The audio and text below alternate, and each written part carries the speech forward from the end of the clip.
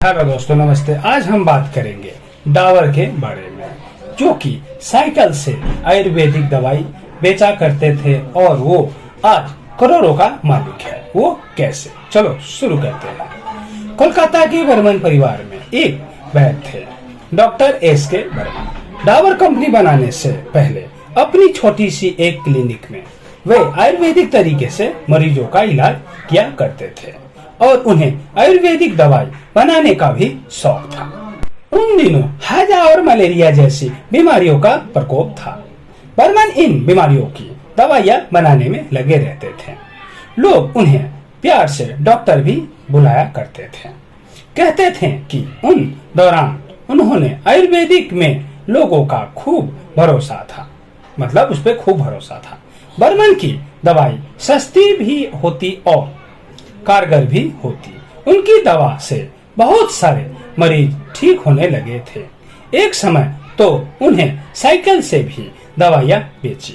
दवाओं की मांग इतनी बढ़ने लगी कि वो ऑर्डर पर दूर दराज दवाइयां भेजने लगे। साल आया 1884, जब एस.के. बर्मन के आयुर्वेदिक प्रोडक्ट कंपनी की नींव रखी, मतलब कंपनी की नींव रखी। डॉक्टर के डीए और अपने सर बर्मन के BUR को मिलाकर उन्होंने कंपनी का नाम रखा डाबर। मतलब इन कंपनी के बैनर तले वो आयुर्वेदिक प्रोडक्ट और दवाइयां बेचने लगे। डाबर की लोकप्रियता और मांग बढ़ी और बढ़ता गया कारोबार। साल 1996 तक आते आते तक डाबर के प्रोडक्ट इतने लोकप्रिय हो गए थे कि उन्हें एक फैक्ट्री भी लगानी पड़ी। साल 1900 में की शुरुआती में डाबर ने इतने बेस्ट आयुर्वेदिक दवाइयां के क्षेत्र में एंट्री मारी। कारोबार चल पड़ा था। साल 1907 में डॉक्टर एस.के. बर्मन का निधन हो गया। इसके बाद कंपनी की कारोबार संभाली उनके बेटे C.L. बर्मन। साल 1919 में C.L. बर्मन ने रिसर्च लैब शुरू किया और डाबर के प्रोडक्ट का विस्तार किया। साल 1936 में Dabur India doctor S K. Burman ने प्रोडक्ट लिमिटेड नाम से ये एक कंपनी बना दी। डाबर की कमान धीरे धीरे C.L. बर्मन के दो बेटे पूरन और रतन चंद ने संभाला। पूरन प्रोडक्ट देखते थे, जबकि रतन मार्केटिंग का काम दोनों की अगुवाई में कंपनी की 1940 के दशक में डाबर आंवला हेयर ऑयल्स लॉन्च किए, जो अपने तरह का पहला प्रोडक्ट था। एक साल बाद यह है कि एक पीढ़ी ने अगली पीढ़ी को तैयार किया। कारोबार बढ़ता जा रहा था और दूसरी ओर परिवार की संयुक्त परिवार होता कंपनी की कामयाबी के पीछे एक अहम पहलू था। एक ही छत के नीचे 7 परिवार रहते थे।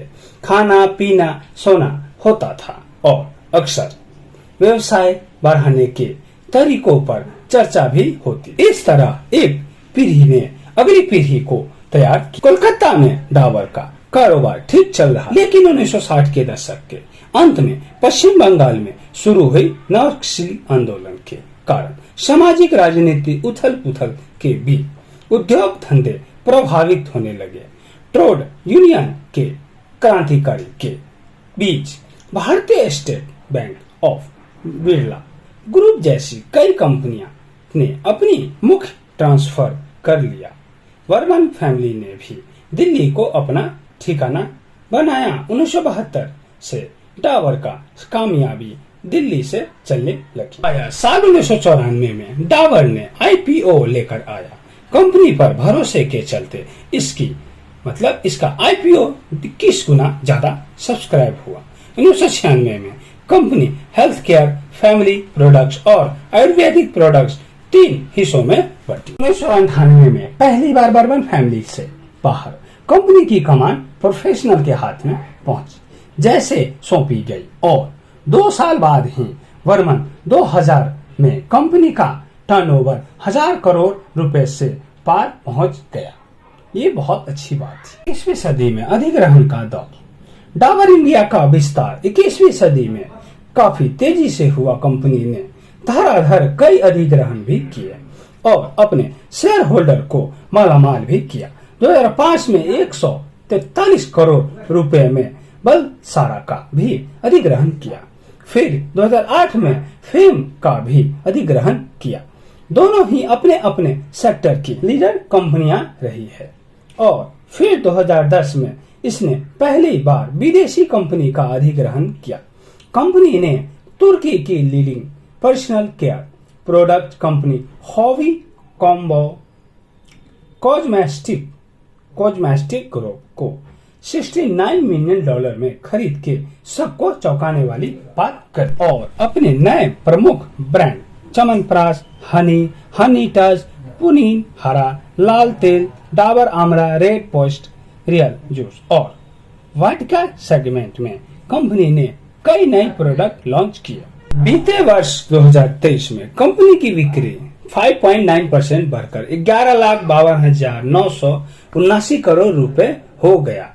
नेटवर्क की भी प्रॉफिट हुई 1,70,715 करोड़ रुपए तक पहुंच गया। क्या बात है। यहाँ तक वीडियो देखने के लिए धन्यवाद। चैनल पे नए हो तो सब्सक्राइब करो और बेल आइकन को प्रेस करें ताकि हर नई वीडियो सबसे पहले आपको देखने को मिले।